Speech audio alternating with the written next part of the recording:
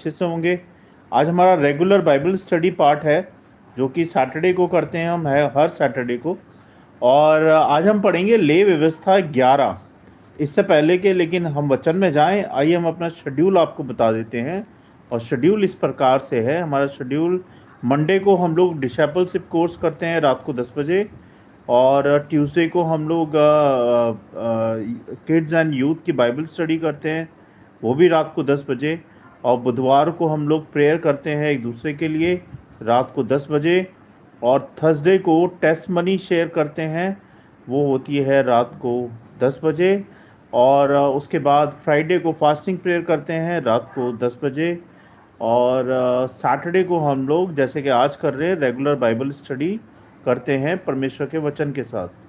तो Monday to Saturday रात को 10 बजे हम या तो इंस्टाग्राम लाइव पे आते हैं या यूट्यूब चैनल पे लाइव आते हैं।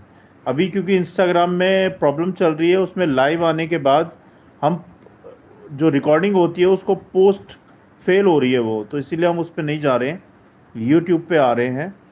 और संडे को मॉर्निंग में सुबह 10 बजे हम लोग वर्शिप के लिए मिलते हैं। ये था हमारा शेड्यूल। और हमारा प्रेयर ग्रुप है 24/7, जिसका व्हाट्सअप ग्रुप है ये, जिसमें बहुत लोग जुड़े हुए हैं प्रार्थना में। अगर आप जुड़ना चाहते हैं तो प्लीज़ मुझे आप डीएम कीजिएगा। तो ये थे हमारी आज की इन्फॉर्मेशन। और आइए हम सब मिलकर प्रार्थना करेंगे वचन के लिए और फिर वचन में जाएंगे। धन्यवाद धन्यवाद परमपिता परमेश्वर, राजों के राजा प्रभु यीशु, हम धन्यवाद देते हैं इस समय के लिए और आपकी स्तुति, आपकी महिमा, आपकी प्रशंसा करते हैं कि पूरा दिन संभाला आपने, जाने आने में सुरक्षा दी, हर तरह से ध्यान रखा। बहुत बहुत धन्यवाद प्रभु जी। और क्षमा चाहते हैं प्रभु, जो भी जाने अनजाने में जानबूझ के मैंने अभी तक जो भी सारे पाप किए हैं प्रभु, मेरे पापों के लिए मुझे क्षमा करें और हम सबको शुद्ध करें, पवित्र करें, जिससे कि हम आपकी पवित्रता में और आपके जैसे बन पाएँ। हम धन्यवादी हैं प्रभु और धन्यवाद देते हैं सारी बातों के लिए, सारी आशीषों के लिए। अभी जब हम वचन को पढ़ते हैं, खोलते हैं, सुनते हैं प्रभु, तो हमारे मन को, हमारे फोकस को, हमारे ध्यान को अपनी ओर लगाएं और होने दे प्रभु कि तेरे वचन को हम सीख पाएँ, तेरे बातों के भेदों को जान पाएँ प्रभु जी। मेरे मुँह के शब्द आपको ग्रहण योग्य हो और हमारी सहायता करें प्रभु कि हम तेरे वचन को सीखने वाले बने और अपने जीवन में लागू करने वाले बने प्रभु जी। हम सारी बातों को, इन वचनों को, इस वीडियो सभा को और हम सबको आपके हाथों में सौंपते हैं। आप देखें, संभालें प्रभु यीशु नासरी के नाम से, आमीन। तो जैसे कि हम लोग बात कर रहे हैं कि आज हम पढ़ेंगे ले व्यवस्था बाइबल से 11 अध्याय। उसका इससे पहले कि हम लोग वचन में जाएं, इसका परिचय जान लेते हैं। ले व्यवस्था 11 में परमेश्वर ने मूसा से कहा कि कौन कौन से पशु हैं, कौन कौन से पशु हैं, पक्षी हैं, मछलियां हैं और रेंगने वाले जीव हैं जो इज़राइलियों के लिए शुद्ध या अशुद्ध हैं। बहुतों ने इसे केवल आहार नियम समझा, पर सच्चाई ये है कि परमेश्वर भोजन नहीं बल्कि चरित्र को पवित्र करना चाहते हैं, चरित्र को पवित्र करना चाहते हैं। यह अध्याय शरीर की नहीं आत्मा की सफाई का संदेश देता है। ध्यान से सुनिएगा। शुद्ध और अशुद्ध का अर्थ है ना, वो हम देखेंगे। ले व्यवस्था 11 अध्याय 2 पद में लिखा है, इज़राइलियों से कहो ये वे जंतु हैं जिन्हें तुम उन्हें खा सकते हो और जिन्हें नहीं खा सकते। इसकी जो शिक्षा है वो ये है कि परमेश्वर ने खाने की सूची इसलिए दी ताकि उनके लोग दूसरे राष्ट्रों से अलग, होली, डिस्टिंक्ट रहें। यानी कि यह परमेश्वर का तरीका था सिखाने का, जैसे तुम अपने भोजन में भेद करते हो वैसे ही अपने जीवन में भी भेद करो और पाप और पवित्रता के बीच में रहो। जैसे तुम अपने जीवन में खाने में भेद करते हो, ऐसे ही अपने जीवन में भी भेद करो, पाप और पवित्रता के बीच में भेद करो कि क्या सही है और क्या गलत है। अगर तुम रोज खाना चुनने में ध्यान रखते हो तो आत्मिक जीवन जीवन में भी ध्यान रखो कि तुम्हारे विचार और शब्द क्या हैं। शरीर में क्या जाता है वह थोड़ी देर में निकल जाता है, पर आत्मा में जो जाता है वह चरित्र बन जाता है। ध्यान दीजिएगा, जो हम खाना खाते हैं वो तो थोड़ी देर में निकल जाता है संडास में, लेकिन जो आत्मा में जाता है वह चरित्र हमारा बन जाता है।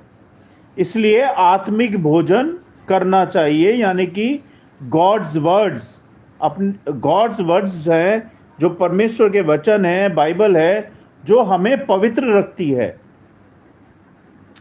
गाय और ऊंट का रहस्य, आधा धर्म नहीं चलता, यानी कि ले व्यवस्था 11 अध्याय 3 से 4 पद में लिखा है, जो पशु 2 खुर वाले हों और जुगाली करते हो वह तुम खा सकते हो, पर ऊंट जुगाली करता है परंतु उसके खुर 2 भागों में नहीं है, इसलिए वह अशुद्ध है। इसकी जो शिक्षा है वो ये है प्रियो, ऊंट आधा पवित्र है पर पूरा नहीं। परमेश्वर आधे धर्म, आधी आज्ञाकारिता या आधे समर्पण को स्वीकार नहीं करते। आधा आज्ञाकारी व्यक्ति भी परमेश्वर की दृष्टि में अधूरा ही होता है। एक बल्ब अगर आधा जलता है तो अंधकार फिर भी रहता है, वो रोशनी पूरी नहीं दे पाता।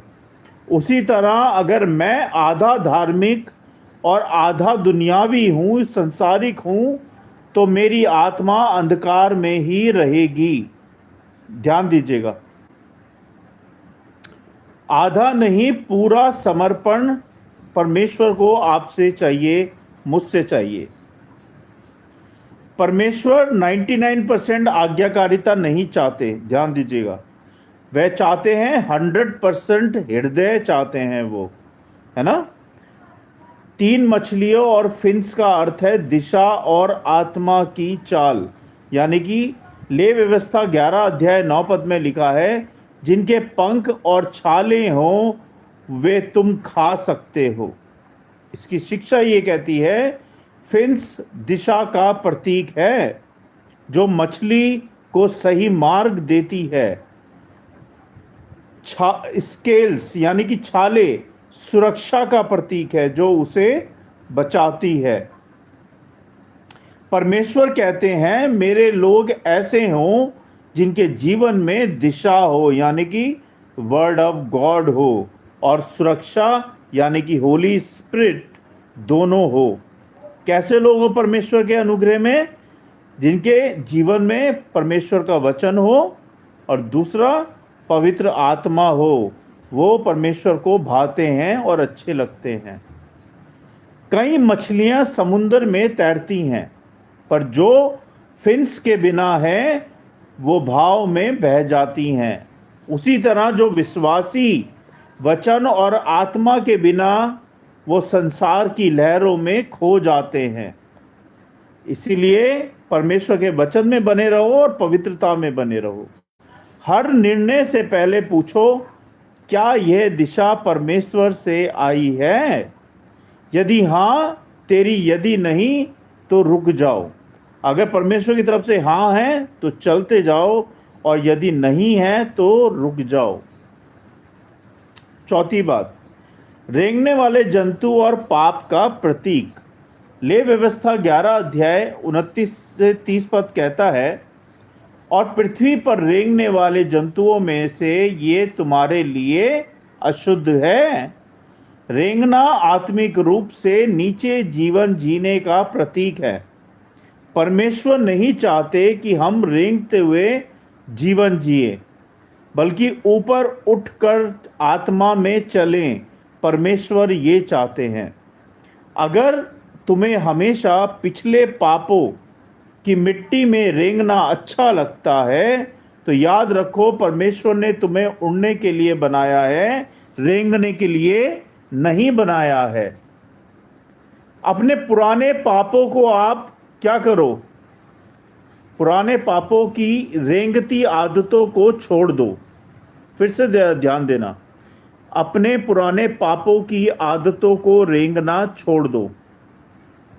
परमेश्वर कहते हैं उठो और आत्मा में चलो, मसीह ने तुम्हें स्वतंत्र कर दिया है।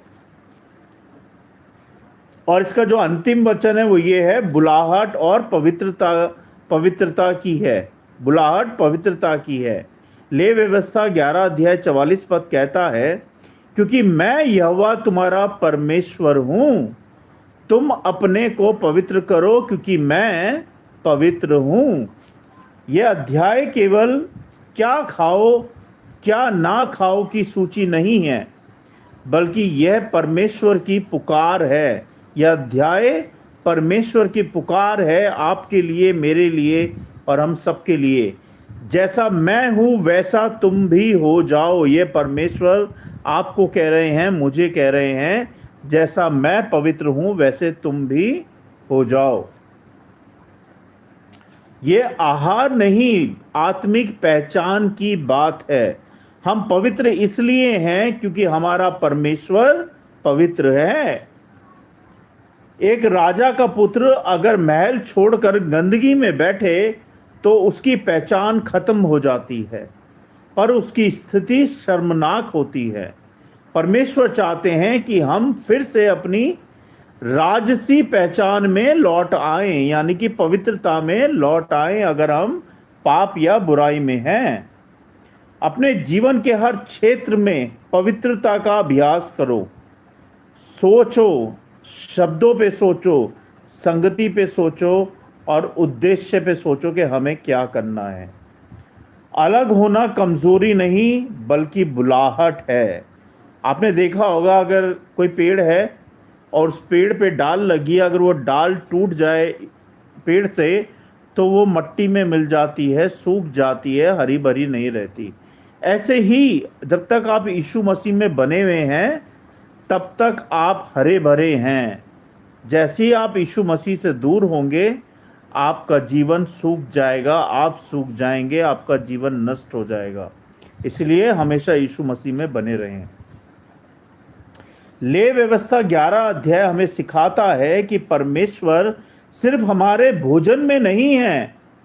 किस में नहीं है? भोजन में नहीं है, हमारे विचारों में है, हमारी आदत में होना चाहिए, हमारे निर्णयों में होना चाहिए, तभी पवित्रता हमारे जीवन में आएगी। पवित्रता वह नहीं कि हम क्या नहीं खाते, पवित्रता वह है कि हम किस तरह जीते हैं। ये इम्पोर्टेंट है। अब मैं आपको आत्मिक समाधान बताऊंगा, इस पे ध्यान दीजिएगा। पहली बात, अपने मन के आत्मिक भोजन को पवित्र करो, यानी कि वर्ड ऑफ गॉड को पढ़ो, यानी कि बाइबल को पढ़ो। दूसरी बात, आधी आज्ञाकारिता से बचो। पूरा समर्पण परमेश्वर को चाहिए, 100%, 99% नहीं। आत्मा की दिशा में चलो, दुनिया के बहाव में मत चलो, यानी कि आत्मिक रीति से चलो, परमेश्वर में चलो, वचन में चलो, दुनिया या संसारिक बहाव में मत चलो। चौथी बात, पुराने पापों की मिट्टी से निकल जाओ, लौट आओ वापस।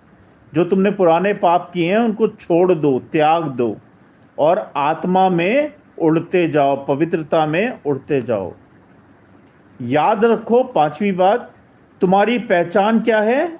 मेरी और आपकी पहचान है पवित्रता, जो कि बहुत ज़रूरी है जो प्रभु यीशु मसीह पे विश्वास करते हैं।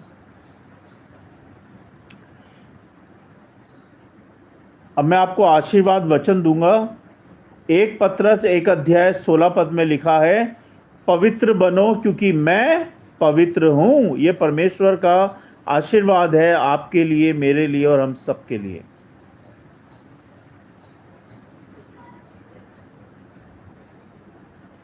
अब मैं आपको एक कहानी सुनाऊंगा। परमेश्वर के वचन को पढ़े जाने और सुने जाने पर आशीष दें। एक कहानी है, कहानी का शीर्षक है 2 थालियां। एक छोटे से गांव में सैमुअल नाम का युवक रहता था। वो बहुत धार्मिक था, हर रविवार को चर्च जाता, प्रार्थना करता, और उपवास भी रखता था, लेकिन उसके स्वभाव में गुस्सा, जलन और तुच्छ बातें भरी हुई थी। फिर भी उसे लगता था कि मैं तो परमेश्वर का अच्छा आदमी हूँ। एक दिन उसके पास एक बुजुर्ग प्रचारक आए। उन्होंने कहा, सैमुअल, कल मैं तुम्हारे घर भोजन करूँगा, 2 थालियाँ तैयार रखना। अगले दिन सैमुअल ने 2 थालियाँ रखी। एक में स्वादिष्ट खाना था और दूसरी में थोड़ा बचा हुआ पुराना भोजन था। प्रचारक ने पूछा, ये 2 थालियाँ क्यों?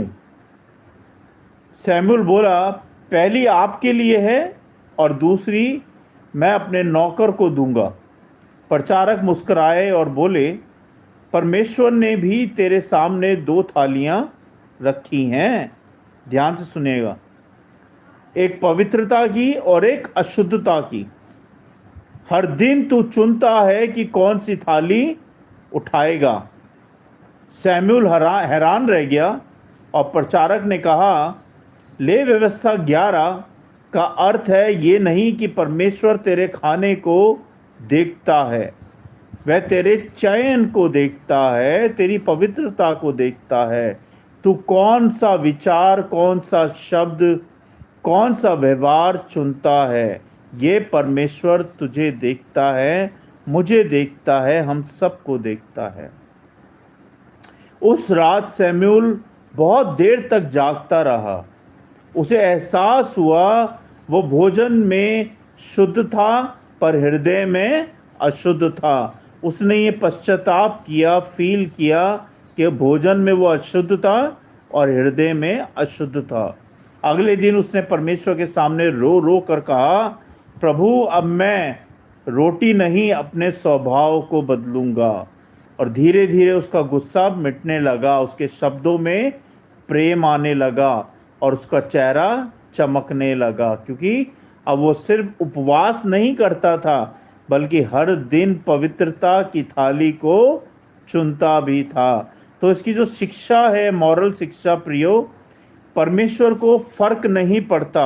ध्यान दीजिएगा, परमेश्वर को फर्क नहीं पड़ता तेरी थाली में क्या है या मेरी थाली में क्या है या हम सबकी थाली में क्या है। उन्हें फर्क पड़ता है तेरे दिल में क्या है या मेरे दिल में क्या है या हम सबके दिल में क्या है।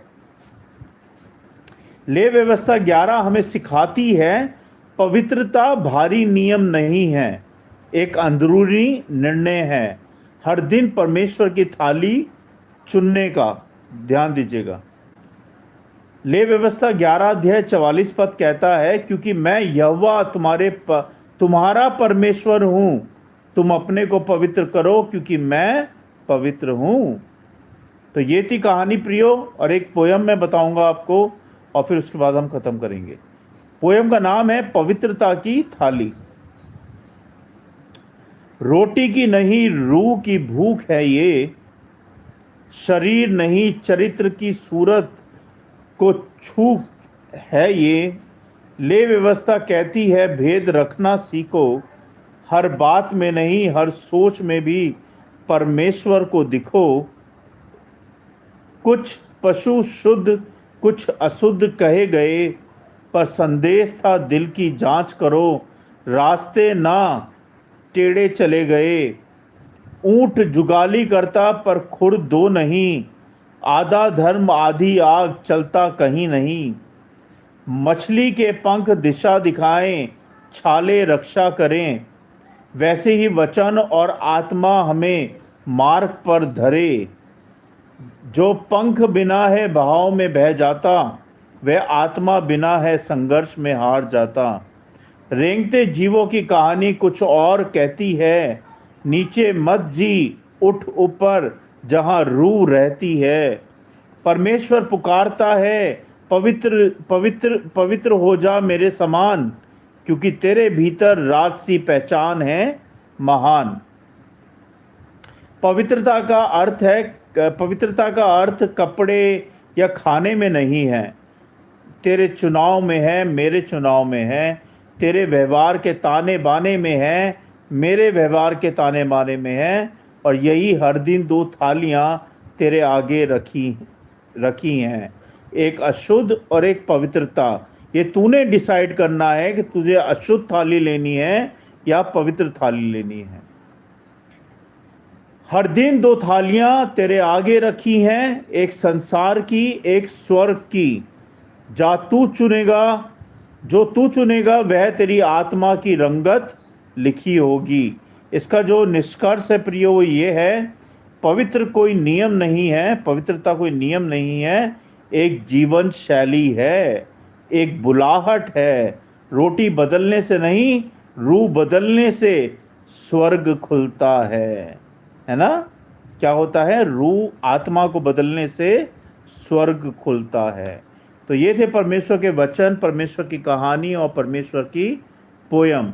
प्रियो, मैं आपको सिखा रहा हूँ तो मैं भी सीख रहा हूँ, माफ़ कीजिएगा कुछ मुझसे गलती हो गई हो तो। मैं शून्य हूँ, बिल्कुल शून्य हूँ। परमेश्वर ने मुझे सिखाया है कि मैं दूसरों को सिखाऊं, और परमेश्वर ने मुझे बताया है कि मैं दूसरों को बताऊं। तो इसके लिए परमेश्वर का धन्यवाद हो कि परमेश्वर ने मुझे अपनी सेवा के लिए, अपनी महिमा के लिए इस्तेमाल किया और कर रहे हैं। बहुत बहुत धन्यवाद परमेश्वर का, और आप सबका भी धन्यवाद कि आप लोग मुझे सुनते हैं, देखते हैं। बहुत बहुत धन्यवाद। God bless you all always, और परमेश्वर आप पे अपना अनुग्रह सदा बनाए रखे। आइए हम सब मिलकर प्रार्थना करेंगे।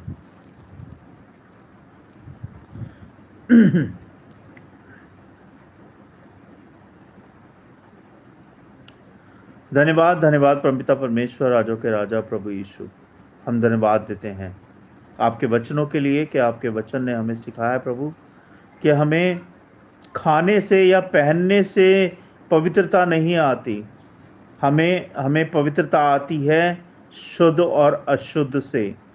जो हम खाते हैं वो तो संडास से निकल जाता है, लेकिन जो हम बोलते हैं वो अपवित्र होता है। तो होने दे प्रभु कि हमारी ये जीभ हमेशा पवित्र बोले, पवित्र रहे, हमारी आत्मा हमेशा पवित्र रहे, हमारा शरीर हमेशा पवित्र रहे, जिससे कि हम आपकी पवित्रता में, आपके अनुग्रह में, आपके वचन में, आपकी अगुवाई में, आपकी शिक्षा में और आपके साथ हम चलते रहें प्रभु जी। आपकी आज्ञाकारिता में हमेशा बने रहें प्रभु। हमारे अंदर से हर वो पाप निकालें प्रभु, हर वो बुराई निकालें जो आपकी उपस्थिति में आने से हमें रोकती है प्रभु जी। हमारी सहायता करें प्रभु, क्योंकि हम तो अशुद्ध लोग हैं, पापी लोग हैं प्रभु जी, और दिन प्रतिदिन हम पाप करते हैं प्रभु। लेकिन आप हमें बचाने वाले हैं, आप हमें सुरक्षित रखने वाले हैं। हमें शैतान के हाथों से बचाएं, शैतान की शक्तियों से बचाएं, शैतान की युक्तियों से बचाएं, जिससे कि हम कभी कोई पाप ना करें प्रभु, कभी कोई हम गलत बात ना करें प्रभु, कभी हम कोई किसी को गलत बोले ना प्रभु जी। हम सब में से वो गलत बातें, गलत चीज़ें निकालें प्रभु, और हम सबको शुद्ध करें, पवित्र करें अपने लहू से धो के, जिससे कि हम आपकी पवित्रता में, आपके अनुग्रह में, आपके वचन में बने रहें प्रभु जी।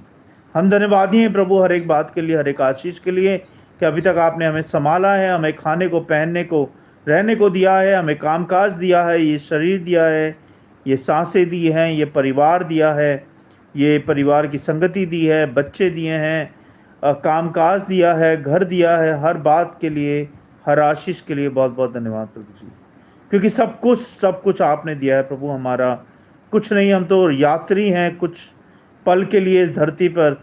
कब हमारा जीवन पूरा हो जाए कुछ पता नहीं प्रभु जी। हमारी सहायता कर प्रभु कि जब तक इस धरती पे हमारा जीवन है, हम सिर्फ और सिर्फ तेरा नाम लें और तेरे चरणों में पड़े रहें। इस जीव से सिर्फ और सिर्फ तेरा नाम निकले प्रभु, सिर्फ और सिर्फ तेरा नाम निकले। हम धन्यवाद देते हैं प्रभु हर बात के लिए और हर चीज़ के लिए। और हम विधि प्रार्थना लेके आए प्रभु के जब हमारा छोटा बाबू जब बीमार चल रहा है, उसको ब्रेन हैमरेज है प्रभु, लेकिन आपने उसको चंगा किया है प्रभु जी।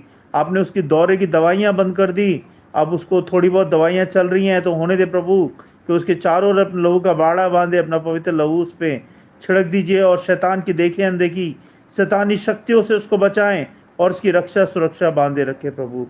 मैं विनती प्रार्थना करता हूँ माही के लिए प्रभु, जब माही भी ब्रीथिंग की इशू के लिए दवाइयाँ खा रही है प्रभु, उसको भी चंगाई दें, उसकी भी ब्रीथिंग के इशू को ठीक करें प्रभु। जो भी कमी घटी है शरीर में प्रभु, वो यीशु नासी के नाम से बिल्कुल ठीक हो जाए। उसकी सहायता करें प्रभु कि वो बिल्कुल चंगी हो जाए प्रभु, कोई भी कैसी बात ना हो। विनती प्रार्थना करते हैं डिम्पल बहन के लिए कि उनके पापा रोज शराब पी के घर में आते प्रभु और कलेश करते हैं, तो होने दे प्रभु कि उनके पापा की गलत आदतें छूट पाएं, उनके परिवार में शांति बनी रहे प्रभु जी, उनके परिवार में सुरक्षा बनी रहे, आनंद बना रहे। इस गलत आदत से, गलत संगति से उनके पापा को बचाएं प्रभु। और डिम्पल की स्टडी में भी सहायता मदद करें प्रभु, कि जिससे कि वो बहन अपनी स्टडी में याद करके अपने एग्ज़ाम क्लियर कर पाए प्रभु जी। और उस बहन की शादी होने वाली प्रभु, तो सही सही सही मार्गदर्शन दे प्रभु, और पवित्रता के साथ प्रभु उसको जीवन पार्टनर दें, लाइफ पार्टनर दे प्रभु, जिससे कि वो आपके अनुग्रह में, आपके वचन में, आपकी आशीषों में सदा बनी रहे और आगे चलते जाए प्रभु जी। हम धन्यवादी हैं प्रभु और धन्यवाद देते हैं। हम विधि प्रार्थना करते हैं अपने प्रेयर ग्रुप के लिए, जो हमारा व्हाट्सअप ग्रुप है प्रभु, उन सबको ब्लेस करें और सबको चंगाई दे, सबको आशीषित करें प्रभु जी, और सबकी सहायता मदद करे, सबके मनों में शांति दे प्रभु। जो बहन बेटी इस समय रात को घर जाती है प्रभु, उसकी सहायता मदद करे घर पहुंचने में और उसकी रक्षा करे परमेश्वर। जो भूखा है उसको खाना दे प्रभु, जो बीमार है उसको चंगाई दे परमेश्वर। और जो प्रभु जिसने अभी तक आपके वचन को नहीं सुना है, आपको नहीं पहचाना है प्रभु, उस तक ये वचन को पहुंचा परमेश्वर, उस तक ये अपने अनुग्रह को पहुंचा, उस तक अपनी ज्योति को उस अंधेरे में पहुंचा प्रभु जी। और धन्यवाद देते हैं प्रभु सारी बातों के लिए, सारी आशीषों के लिए। जो लोग मुझे देख रहे सुन रहे प्रभु, उन सबको ब्लेस करें, उनके बच्चों को ब्लेस करें, उनके कामकाजों को ब्लेस करें, उनके कामकाजों में आशीष बरकत दे प्रभु, उनके भंडारों में आपके स्वर्गीय भंडार से भरे रहें प्रभु जी, और आशीषित रहें प्रभु। आप सहायता मदद करें। बहुत बहुत धन्यवाद प्रभु हर एक बात के लिए, हर एक चीज़ के लिए, हमारे यूट्यूब चैनल्स के लिए, हमारे इंस्टाग्राम के पेजेस के लिए। और हम विनती प्रार्थना करते हैं प्रभु कि हम अपना चर्च खोलना चाहते हैं दिल्ली के अंदर प्रभु। हम अभी हमारे पास चर्च नहीं है, हमारी सहायता कर प्रभु कि एक दिन हम अपना चर्च खोल पाएँ। हमें फाइनेंशियल सपोर्ट दें प्रभु, हमें अपना अनुग्रह दे, अपनी आशीषें दे प्रभु, और सहायता मदद दे प्रभु जी। आप सपोर्ट करें आपकी सेवा को बढ़ाने के लिए प्रभु। हम चाहते हैं प्रभु कि आपकी सेवा को हर एक घर तक, हर एक भाई तक, हर एक बहन तक पहुंचाएं, आपके वचन को हर एक घर तक पहुंचाएं, आपके गॉस्पल को हर एक जगह फैलाएं प्रभु। हमारी सहायता करें प्रभु जी, हमारी सहायता करें प्रभु कि हम तेरे वचन में बढ़ते जाएं, तेरी सेवा में बढ़ते जाएं, और भी ग्रुप को शामिल कर पाएं, और भी मेंबर्स को शामिल कर पाएं प्रभु। हमारी सहायता करें। बहुत बहुत धन्यवाद प्रभु सारी बातों के लिए, इन वचनों के लिए, सारी आशीषों के लिए, मुझे, मेरे परिवार को, मेरे बच्चों को संभालने के लिए, मेरे कामकाज को संभालने के लिए बहुत बहुत धन्यवाद प्रभु जी। हम सारी बातों को विश्वास के साथ आपके चरणों में रखते हैं। सुने, ग्रहण करें प्रभु यीशु नासी के नाम से, आमीन।